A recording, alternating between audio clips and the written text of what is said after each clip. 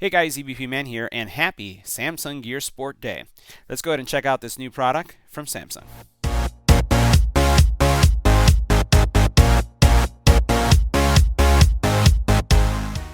Now, Samsung released today the Samsung Gear Sport, and it's the next generation of smartwatches. Now, you've seen me review on the channel the Gear first gear. It's been several gears, all the way up to the Gear S3, which was the last one, this one that I have on my wrist, and then now the Gear Sport.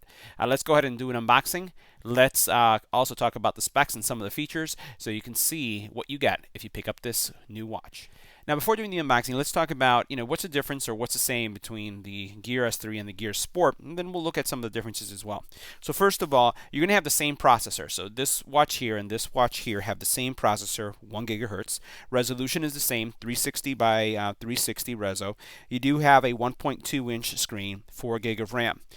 It has a 300 milliamp hour battery, and it is slightly smaller. So the bands, if you do get one and you have one of these, the bands are not going to work. Even though they are standard watch bands, this is a 20 millimeter band, and I believe this is a 22, so it's slightly smaller. The band is not only slightly smaller, but also the watch itself. Now, while this watch, as you're going to see, is very much geared towards the fitness enthusiast, one of the things that I found is it may work much better for smaller wrists. Both men and women may prefer this if they like the smaller watch. Now, Samsung has kept to the traditional, I would say, watch look as compared to what you're seeing from Apple, where they have the box and it doesn't really look so much like a watch. I prefer the watch round look, as you can see right here. Now, if we take a look at some of the specs here or what they're promoting, one of the things that stands out, which sets this apart and puts it into that I would say fitness category, is the fact that now Samsung in this Gear Sport is supporting water resistance up to 50 meters. Now, this is because it does have the ability for you to use it in swimming. This is both in a pool or in the ocean. It's acceptable to use it, and you'll have 50 meters water resistance. Now, this watch does not have a cell phone capability, so when you're untethered from your phone, it's pretty much operating on its own, and if you're doing laps or whatever you're doing, it's going to go ahead and monitor that, because it does have the Speedo app. It does have additional fitness functionality that's now being brought in due to the fact that they have Tizen 3.0. So it's supposed to be more accurate, it's supposed to be more predictive, it's supposed to just be better all over, and the interface has changed somewhat. And when we do our deeper review, we're going to see that. As I mentioned, you do have now a 20 millimeter watch band, and I have over 19 plus bands that I'm going to be reviewing from Strap Studio, and also giving some of those away as well. So just watch the channel for that. And then you have smart notifications in the apps. So you're looking at a watch now that is very sports focused, and it's also a watch that's going to work well for those who want a smaller footprint or smaller watch. All right, so let's go ahead and take a look at what this unboxing experience looks like. So what you have here is Samsung branding and logo. I like this. You'll notice it has this little protective area right here, making sure that your watch isn't scratched in any way. We'll pull the watch out, and you can see how much smaller it is just immediately. We'll do a comparison in a second, but I have a feeling that I'm going to lose this one really quick to my wife. So here is the watch itself. Put it aside. You do have some user information. Here, I want to believe that we have the charging cradle. Yeah, so we have, let's see, is this a still micro USB? That's a little disappointing. All right, you have your charging brick. Let's see what else. And you do have your charging base. And the charging base is a little bit different from the one that we have with the Gear S3. And you'll notice that it has this dimple here. We'll see what else is different. I'll do a comparison of the specs here in the bottom a little bit later. But that is there.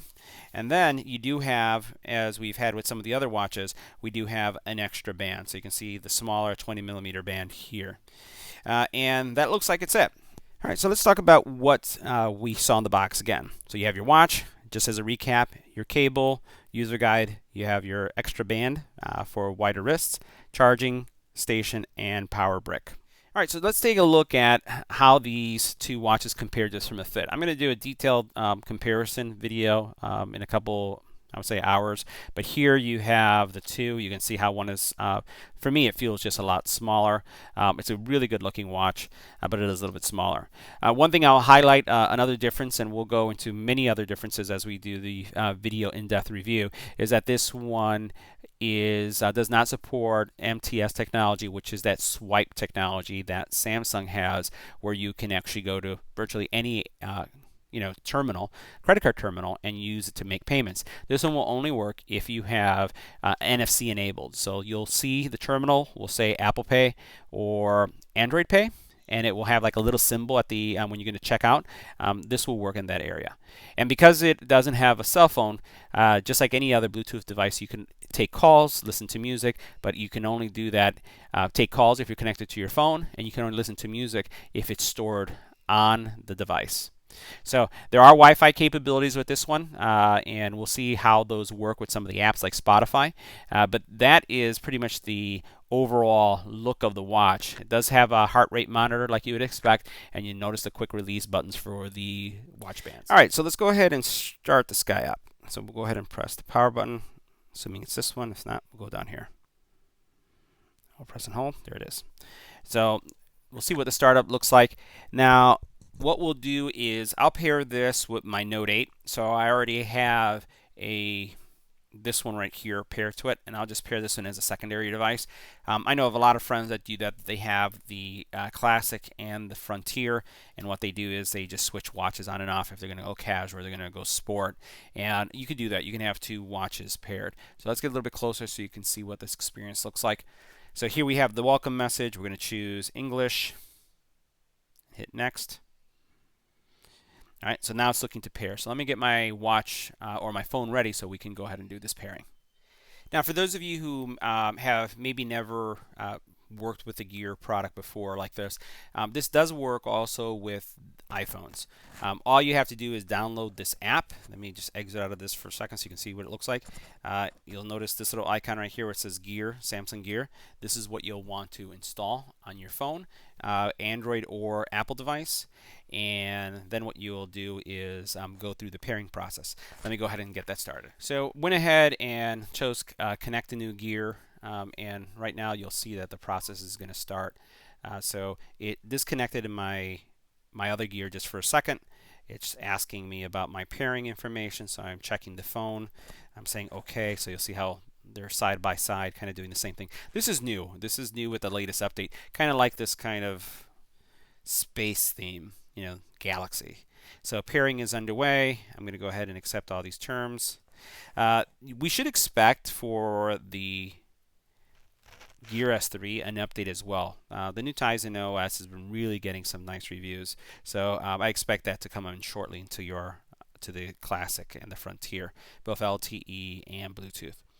All right, we're going to go ahead and let it continue through this. So we've accepted all the terms, and we'll see how much more it's going to take for this to take place. Now, one thing is that you can only have one Gear product connected to your phone at a time.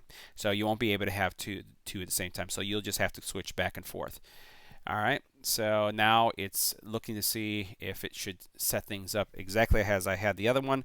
I'm not going to go ahead and do that, so I'm going to go skip. We're going to look at what else we have here. So you have some options. So you have manage notifications, show while using the phone.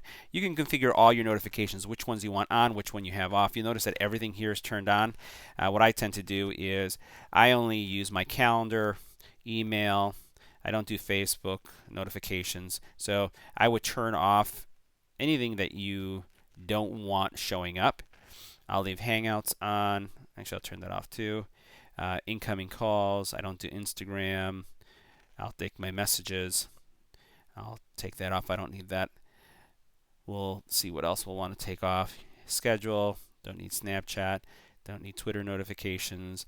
Voicemail and WhatsApp. That's pretty much what I leave on. And again, you can configure all the ones and change this at any time too. So I'm going to hit next at this point, and it's going to continue to do its thing. And now it says I'm all set. So here again, there's an update. So what we're going to do is notice here an update. We're going to go ahead and go through this update and then continue our setup and review.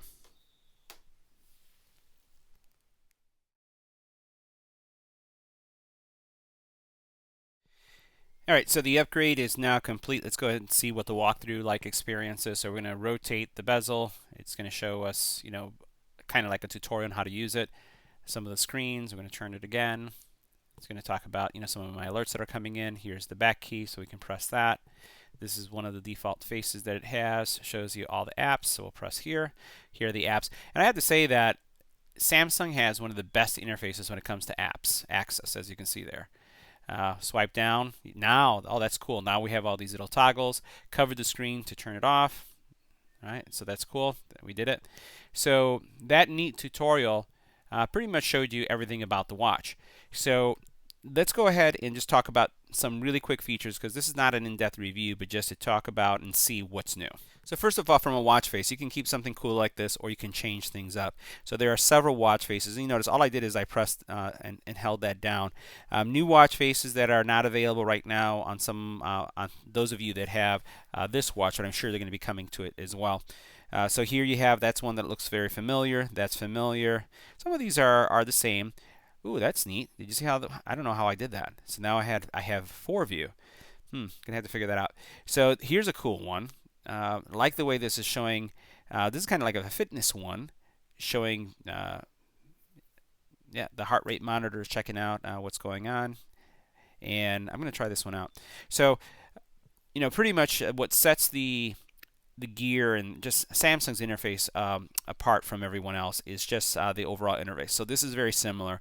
Unlike Apple that throws all these icons in there and you just have to make sure you hit it well with your finger, this uses really the bezel to access things. And what you could do is just select what you want, and then you go into it.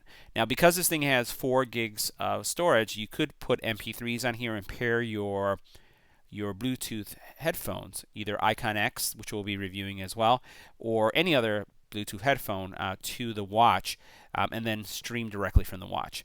You notice you're getting some little notifications. You do have multitasking. So here, for example, are all the apps that were open, and you can switch. And also you can map one of these buttons to do that as well. And I'm just going to go ahead and continue to go through so you can see what's here. S Voice. Here is a world clock, gallery for photos. Oh, that's new. I wonder if I can see. We'll look at that later.